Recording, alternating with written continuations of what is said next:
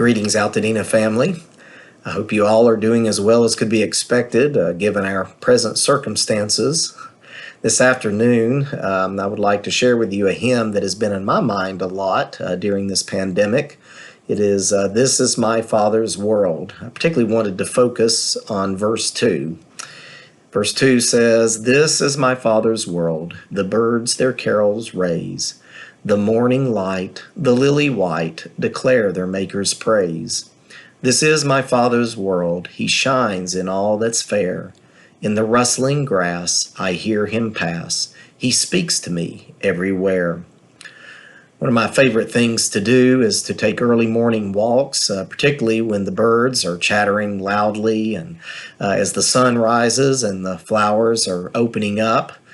There's something for me refreshing and hopeful about a morning when you hear a chorus of birds singing to the beauty all around them. In my devotion 3 weeks ago, I introduced you to my family's pet cockatiel and shared with you some about the mixed up romance that the bird has with the feet of the Whitner women. Our bird loves to sing as well. In fact, one of his favorite songs is the Andy Griffith theme. When we first got our bird, I would whistle that theme over and over again, and eventually he learned it. And now it has become the song l'amour for our bird when he is singing to the feet of my daughters or my wife. I'm going to attempt to share a video of him singing to my youngest daughter's feet. Let me see if I can get it up here.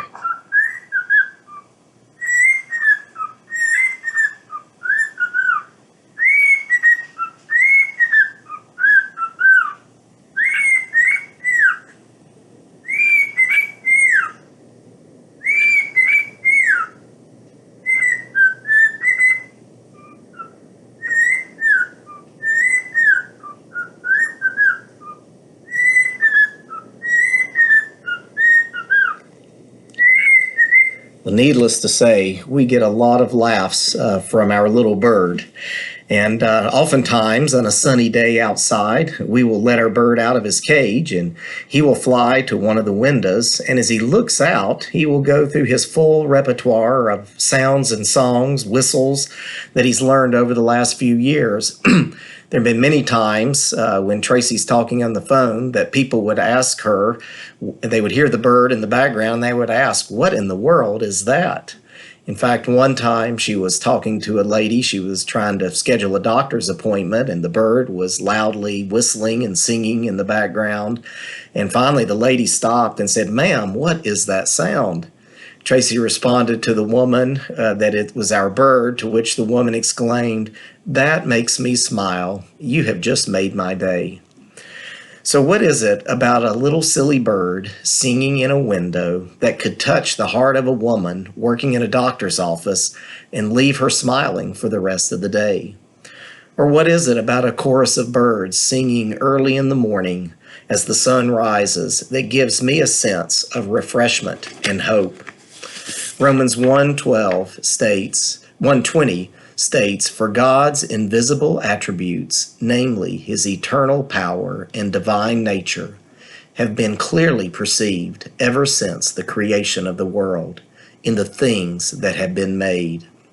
In other words, when we look out on nature and we hear the birds sing and we see the beauty of the morning light and the lily white, whether we realize it or not, we are getting a better picture of how beautiful and wonderful our God is.